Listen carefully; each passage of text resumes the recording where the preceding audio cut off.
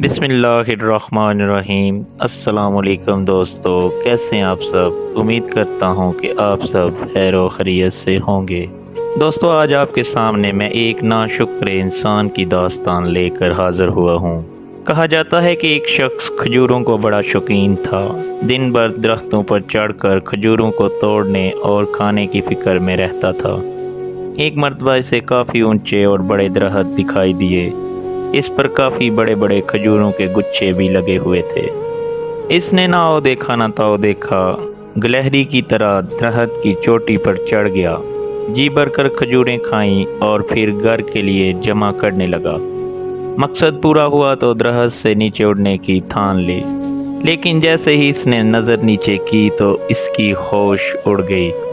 पेशानी पर पसीने की बूंदें नज़र आने लगी, हाथ पैर थरथराने लगे।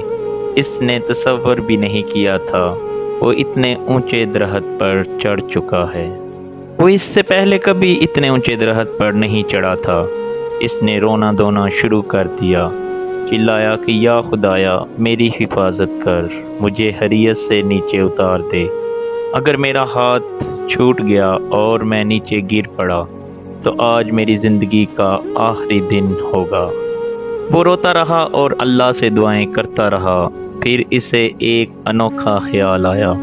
इसने एक मन्नत मांग ली कि या अल्लाह, अगर आज मैं नीचे हरियत से उतर गया तो पूरे 500 रुपये की नियाज पेश करूँगा। ये मेरा वादा रहा। इस वादे ने इसमें कुछ हिम्मत पैदा की।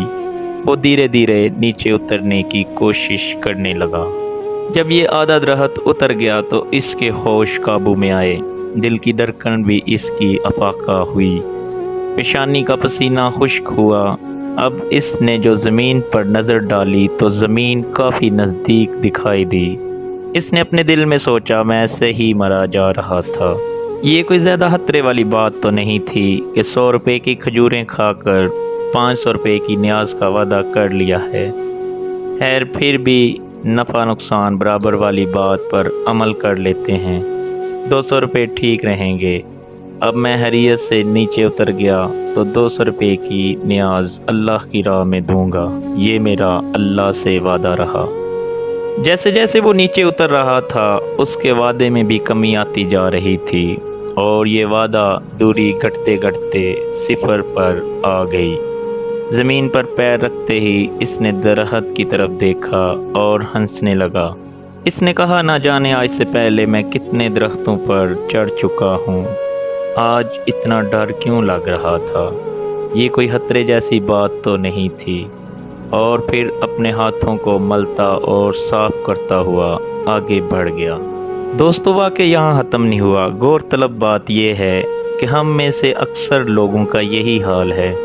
जब कोई मुसीबत सर पर पड़ती है तो हम बहुत आजिज़ी और इनकसारी से अपने अल्लाह को पुकारते हैं। जैसे ही मुसीबत ख़त्म हो जाती है तो फिर हम अल्लाह को भूल जाते हैं। जिस अल्लाह को हम मुसीबत में याद करते हैं, अगर खुशी में भी इसे याद कर लिया जाए तो कितना ही अच्छा होगा। यहाँ पे हज़रत मौला अली शेर खुदा रज़ी अल्लाह ताला अन्हु का कौल है कि ज़रूरत के लिए अल्लाह को पुकारने वाला दोनों सूरतों में अल्लाह को भूल जाता है। एक जब ज़रूरत पूरी होती है और एक जब उसकी ज़रूरत पूरी नहीं होती। इसीलिए अल्लाह ताला कुरान पाक में इरशाद फरमाता है, बेशक इंसान अपने रब का नाशुक्रा है। दोस्तों, कैसा लगा आपको ये प्यारा वाक़या। इस तरह के मज़ीद अच्छे अच्छे वाक़यात के लिए मेरे चैनल को सब्सक्राइब कर दें। शुक्रिया।